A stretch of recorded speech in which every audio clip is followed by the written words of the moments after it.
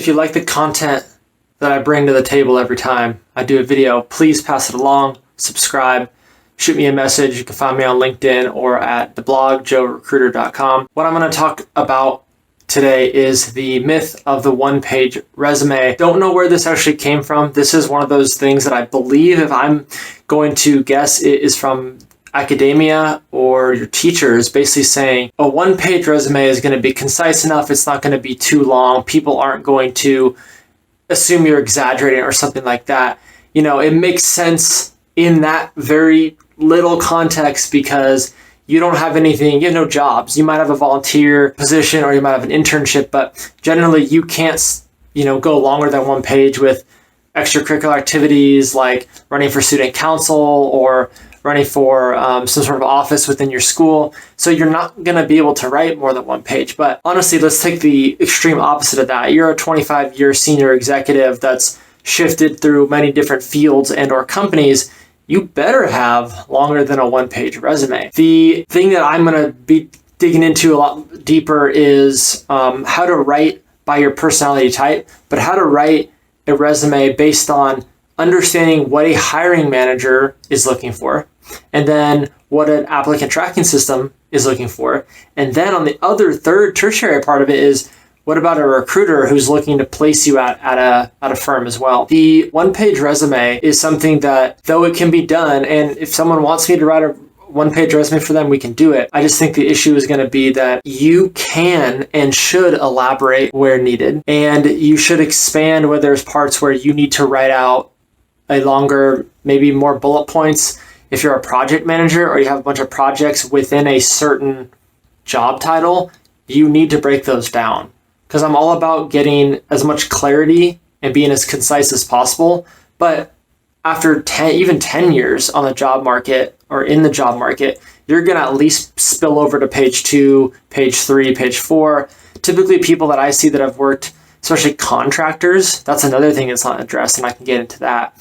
But especially contractors, you're going to have double or triple the amount of someone who's only looking for full-time work. So you're going to spill into the second and third page. So for someone that's just entering the market or for someone who needs resume help, do not try to jam everything into one page, because here's what's going to happen. You're going to get to the interview and they're going to ask about something and they'll say something like, so you've never worked with PeopleSoft. Oh, no, I just wasn't able to put it on there. I just didn't know where I should put, and I didn't, have a different resume that has more my PeopleSoft skills, or this one has more of my Photoshop skills, but I wanted to show something different.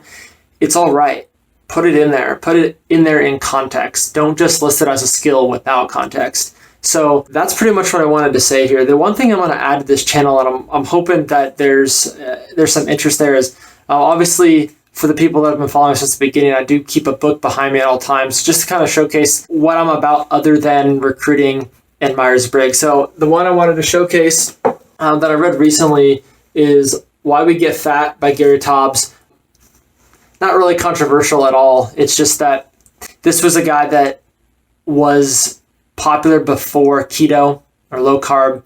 He really was on the so-called NSNG, no sugar, no grain, before people even started calling things keto. So that would be something, if you want an alternative, most people would consider it like an alternative take to a well-balanced diet or a low-carb diet.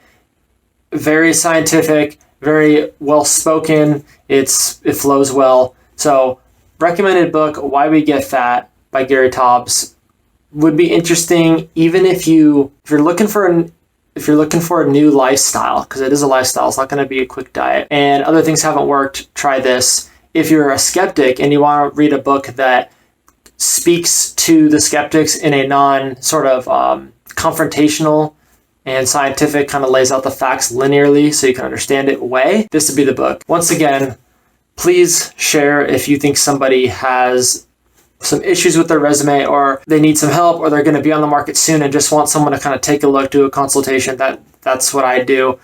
Along with that, if people are figuring out that for some reason they keep seeing the same problems happen in the workplace, either it's because of the job they're in or it's because of the same communication problems they keep running into, Let me do an MBTI assessment on you, more than just like sending you a link and having you fill it out and read it yourself. Let me do a write-up for you, and let's see if we can figure some of these things out. Thanks so much for watching, Joe Recruiter.